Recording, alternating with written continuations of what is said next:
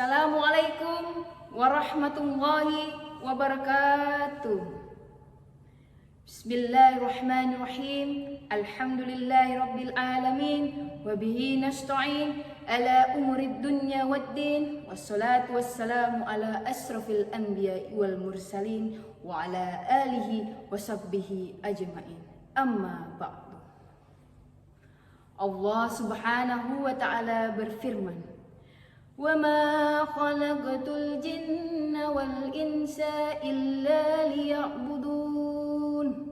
Di ayat lain Allah subhanahu wa ta'ala berfirman, Innamal usri yusra.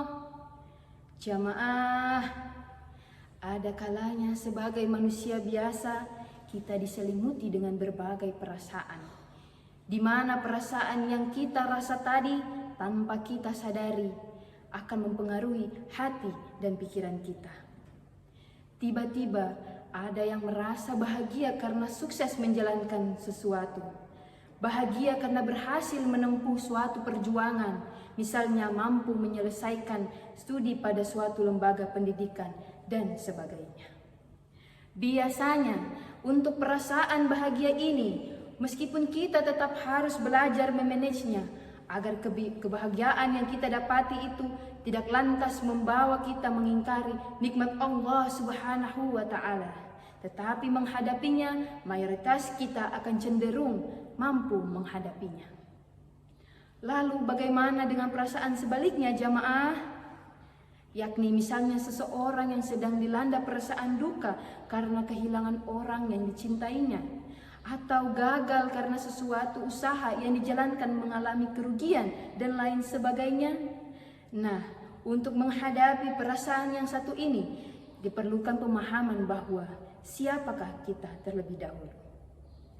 Dalam Quran surat Az-Zariyat ayat 56 yang saya sampaikan di awal ceramah tadi, Allah berfirman yang artinya, Dia menciptakan manusia dan jin semata-mata agar mereka beribadah kepadanya. Ayat ini mengandung makna bahwa kehidupan manusia di dunia ini adalah untuk beribadah kepada Allah subhanahu wa ta'ala.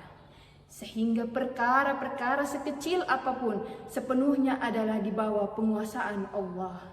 Kita manusia cukup menjalani apa yang telah digariskan oleh Allah subhanahu wa ta'ala. Rezeki kita, jodoh kita, keberhasilan, jabatan, ketenaran, dan segala macam yang diperebutkan antar sesama manusia di dunia ini adalah karena kehendak Allah semata. Tanpa campur tangannya, kita tidak akan mampu mewujudkan apapun yang kita inginkan.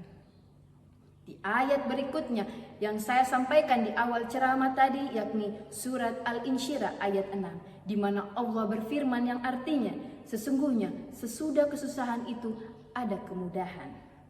Jamaah, setelah kita mengetahui posisi kita, peran kita selaku hamba ciptaan Allah di muka bumi ini, maka satu hal berikut yang perlu diingat oleh kita, bahwa apapun yang diberikan oleh Allah kepada kita, segalanya pasti memiliki ibrah atau yang sering kita sebut sebagai pelajaran. Allah tidak akan memberi musibah kepada hambanya jika Allah sendiri tidak menyediakan solusinya. Allah tidak akan memberi kesulitan kepada hambanya jika Allah sendiri tidak menyediakan kemudahan atas kesulitan yang diberikannya itu. Terkadang kita merasa terpukul dengan sesuatu musibah yang kita hadapi. Bahkan tak jarang ada yang nekat mengakhiri hidupnya karena merasa tak sanggup menghadapi musibah atau kesulitan yang dihadapi.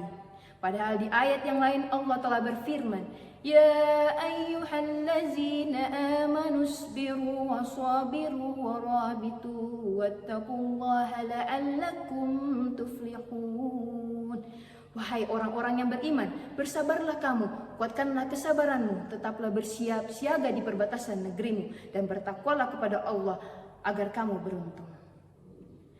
Mudah-mudahan kita mampu menjadi hamba yang selalu bersyukur, bersabar, karena kita tahu bahwa kita adalah milik Allah subhanahu wa ta'ala, agar hati dan pikiran kita tetap merasa tenang apapun yang sedang kita hadapi. Wabillahi taufiq wal hidayah. Wassalamualaikum warahmatullahi wabarakatuh.